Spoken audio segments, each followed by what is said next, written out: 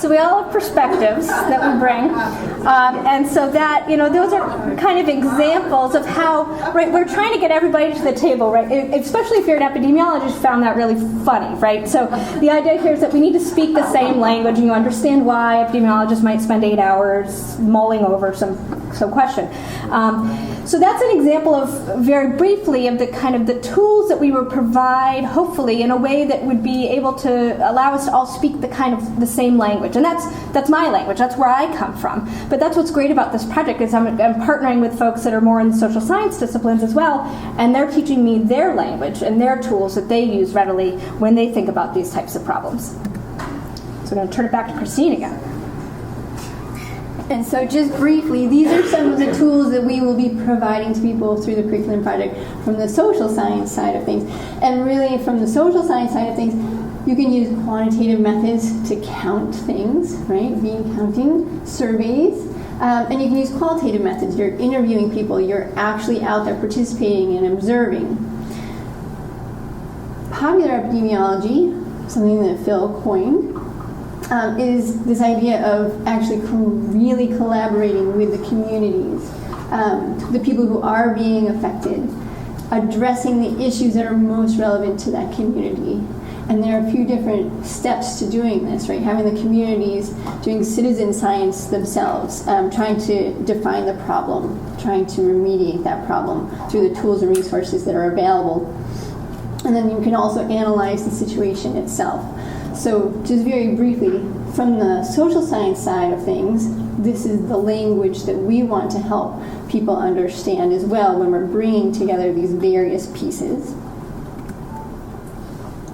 So again, either now or throughout the rest of the day while you're sitting here thinking, if you can kind of think through, these are the things that we are most interested in getting from you. What are the materials that are most relevant to you? Some ideas just to kind of jot your own thinking. Do you need information about the history of this type of research so you can have other information available to you to take out to your world and see, look, they did it this way somewhere else. Maybe that approach would work here. Some of those environmental health pieces, toxicology, epidemiology, fate and transport, what are the tools and resources that you need from your perspective to understand that language? Some of those social science tools, what do you need? And alternatively, what are the resources that you can help provide to this project? What are the things that you can share with this community to become a part of that training? And again, there are a lot of tools available in those flash drives. We definitely hope you'll take a look at those things, see what we've already provided, and feel free to add to those tools at any time. You can email Robin or myself or Jennifer. And we are running out of time, which has been a great theme of this conference.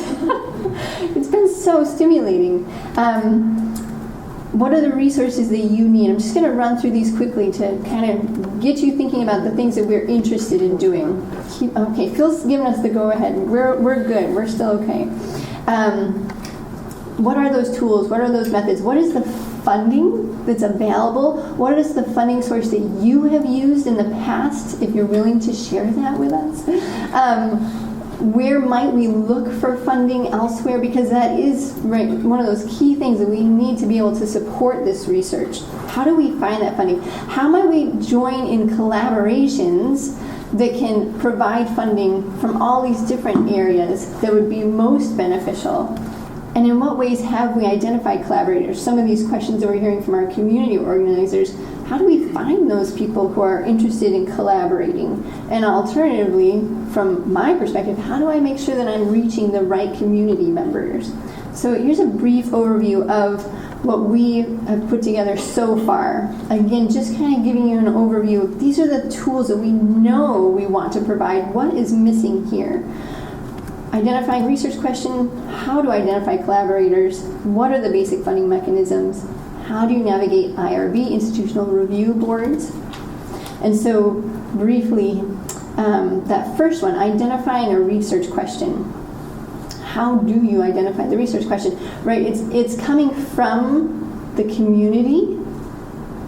How do you form that partnership with the community, right? You have to, from the academic viewpoint, you have to be aware of the problem, but then you have to tap into the people who are actually experiencing that problem. Alternatively, if you are experiencing a problem in your community, how can you tap into those folks who will help you garner those resources so that you can approach these challenges? There's an importance in trying to understand how to frame the study, right? We're talking a lot about the politics, the political ecology of these problems, the history of these problems. How do we look at all those different pieces so that we can frame the study most broadly in the way that will potentially have the biggest impact, right? We're here because we want to change something, we want to improve quality of life and well-being for people who are experiencing these challenges. So the way that we frame these studies has a huge impact on the outcome of the study itself. How to identify those collaborators. There's lots of different places we know in the academic setting. Look for the environmental health science people from population health, epidemiologists, public health, toxicology, social science, sociology, anthropology, but then also geography, ecological economics, environmental economics, historians, right? We heard from Nancy Langston. She's a historian working on these problems. There's lots of different places that we can look for people.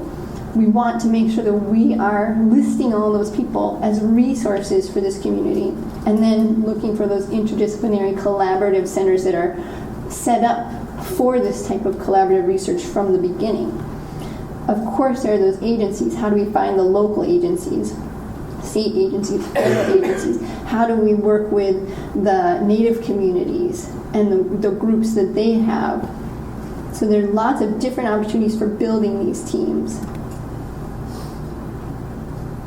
And then once you have your team, right, this is that approach of trying to make sure that we're covering the bases as best we can given the perspectives that are brought into that team. Making sure that we understand from each perspective, why is this research important? And it's going to be important differently from a community resident who's experiencing this challenge from the perspective of that academic that's coming in. There are going to be different reasons why we're approaching that. Making sure that we're all understanding those, so we set out clearly our goals and articulate those goals from the beginning is important, because that will make sure that we can create strong avenues for communication between the different parties to make sure that we're staying on track, that we aren't getting sidetracked into other areas based upon potentially power differences between where is the funding coming from, who are the people who are working from different perspectives. Continuing to revisit that goal. What is your vision for what the outcome is going to be? Who does that publication process impact? How is the publication process going to impact the community differently than it's going to impact the academic world? So making sure that we're maintaining those clear lines of communication and understanding. What are the advocacy goals? What are those policy goals? What do we want to change? What are the social science goals in terms of how the validity, the rigor from the social science perspective, that has to be a goal that's going to be implemented here, and it's very useful to make sure that we're articulating that from the beginning. Environmental health goals, again, the requirements that we need to make sure that that data is going to be as useful as possible, as valid as possible. And then basic funding mechanisms. These are the ones that we are aware of that are already funding this type of research. National Science Foundation has a number of different funding avenues available for the academic realm. There's some NSF and NIH collaborations, Smart and Connected Health, foundations like Robert Wood Johnson Foundation, of course, National Institutes of Health, and having seen the presentations yesterday, we know that this list is not exhaustive in terms of the things that are available for this type of research. So we welcome you to revisit those slides that will be available in terms of what are all of those different mechanisms for funding this type of research. And then there are some from the Environmental Protection Agency as well. And there are some that are missing, I'm sure. What are other opportunities for funding that you are aware of? Please share those with us so that we can bring them to the community. I'm going to turn it over to Robin again. Sure. So this is as part of the research process that we identified. We tagged the idea of thinking about navigating the IRB process. And this is something that Phil and Julie Brody had spent a lot of time thinking about. But the idea here is that this is not your standard kind of project or study that your IRB, your human subjects group on campuses might actually be used to seeing. So the idea here is trying to inform IRB, kind of educate, letting them know, make sure the academic world kind of knows about the community partner world, and bringing them all in and thinking about how to incorporate all of that together so that we can kind of carry things through kind of the traditional processes, but still doing it in a way that is responsive to the community and cooperative in the community. So Phil and Rachel and others have spent a lot of time thinking about this and encourage you to check that out. The other aspect of the research process is the publishing and the reporting. And this is something that's key, right? It's like you've done the study. How do you actually get the word out there?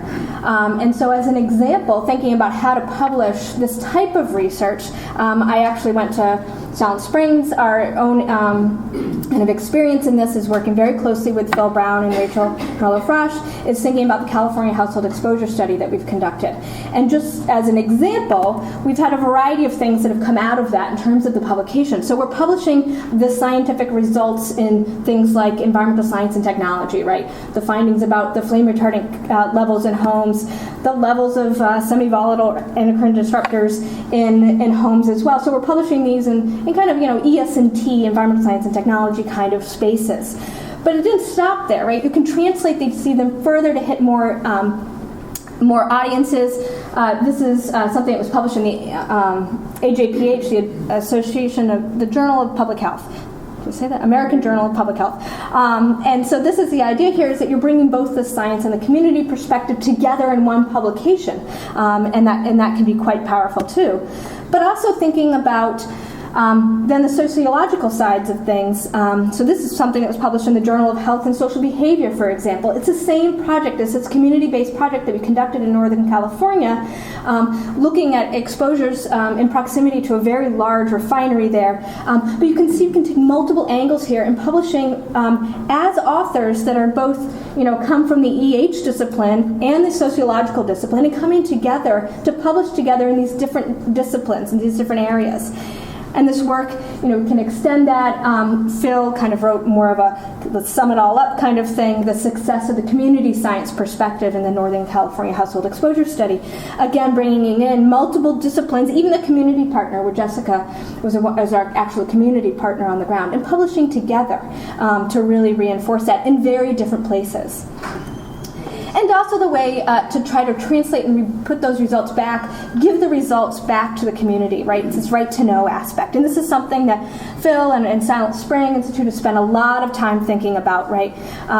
And so we've done this in different ways. Julie is published in different ways here, but we've also developed a report back handbook, which I believe is over here on the side table, if you're interested. And I believe there's going to be a breakout session later about reporting results. So this is another way where we're kind of, it's how do you get the messages out there, and how do we actually take the science to affect the change in some way, right? But of course there are challenges in doing this type of research. So first, I guess we just want to go back to those videos very briefly to talk to think about what some of the challenges might be in terms of doing this interdisciplinary approach. What would you say are some of your greatest challenges of trying to bring these two disciplines together? Yeah. So I feel like there are two different categories of challenge.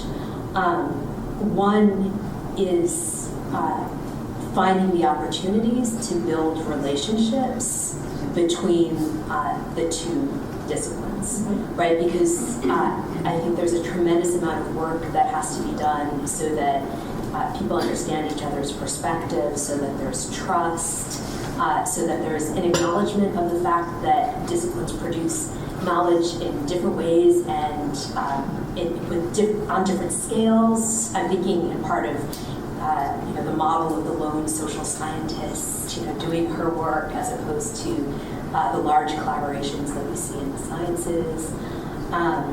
And when I moved to Boston, one of the challenges for me was that and it's still a challenge for me, is that I don't have good networks here, right? So there are people who I know and trust in New York and in the Bay Area, and sort of rebuilding that series of relationships here is a next challenge for me. So I'm just going to cut that off there because we actually heard that earlier, but just wanted to let Sarah bring that up again as the idea is the challenges is in terms of finding the networks and also publishing the work to make that relevant within your, say, academic tracks. And then let's let Phil give some thoughts. Oh, no. Well, could I just put one thing in? Just as when the communication part seems to be largely talking to other academics, and I think the important thing is how do we get this information back out into the community? How do we put this information into the hands of the people who are going to be on the ground trying to make the political changes required to really do this? So I think that you need to pay more attention to that. I've been part of a CBVR grant where we had equal vetting rights over all publications, whether they're coming from the community or the academic partners, and we actually interrupted a paper that would have had very negative consequences in our communities, simply because of the way different people were identified. So I think there's a lot of thought that needs to go into, okay, so we've got the research, we're moving on to the next grant. The communities can't get at these journals. They're very expensive, they're locked away in libraries, and it's useless as far as we're concerned unless the academic side makes a real effort to. I think that's a really good point. Julie has a comment way in the back, I think, about the idea is how to communicate the results in a way that's both effective for everybody. It's effective for everybody involved.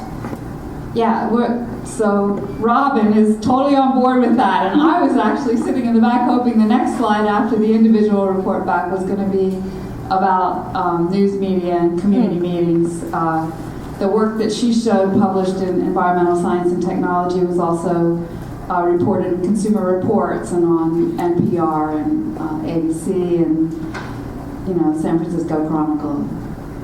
We have actually a protocol for when we publish a scientific paper in ES&T.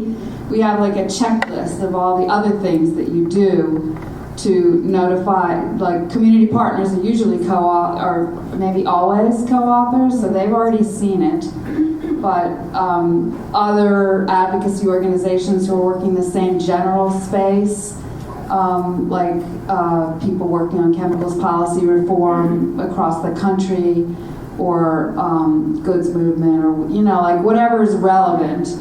There's a checklist of like notifying other organizations around the country who might be interested, and reporters and legislators and so on. I think in the interest of time, we can actually ask Phil directly if you want about the challenges of this type of research. So brainstorming, I think we've tried to kind of, if we haven't made the point clear, we want information from you to improve this project. So I think if you could kind of think and can help contribute to this project, that would be great. Thinking about the types of networks that are most helpful to you to work, helpful to your work, right? What types of resources do you have to offer as somebody doing this type of research? What needs do you have for additional resources? And what are we missing, right? Have we missed the boat somehow here in something, the political science, the geography, things like that? What can we do to improve this? Trying to be cognizant of all the different types of disciplines that might be going on here, and certainly what can we add to this project, right? We see this as kind of something that's flexible and moving forward. We want your input. And I just want to give, hopefully this one works. This was kind of just happened by accident, but I think Nancy Langston did a great job of kind of summing up kind of this type of approach to research. Hopefully work. incredibly valuable. I think one of the most challenging skills for people trained in the natural sciences to learn is how to do collaborative research with communities, how to actually, because we're so trained to read the literature, figure out what hasn't been asked, come up with a cool question, find funding for it. And the very thought of giving up a certain amount of control and really working with communities so they define what are the really important questions and you offer your insights and experience and knowledge, but you also have to really learn from their insights and knowledge and experience. And I think that's really critical in working with a lot of environmental justice questions, which overlap a lot, obviously, with social sciences and environmental health. So trying to figure out how to work with affected communities in ways that are really equitable and fair, I think partly means realizing that some of these boundaries we've been trained to set between the subject and the object, that the scientist has to be objective and distant, it kind of breaks apart in environmental health research because we're all affected communities. We're all exposed, and that can be really hard, I think, for a lot of students, in fact, a lot of researchers. When you read the 90th study about miscarriage rates and women pesticide applicators and read about cancer in beluga whales, it can get pretty overwhelming.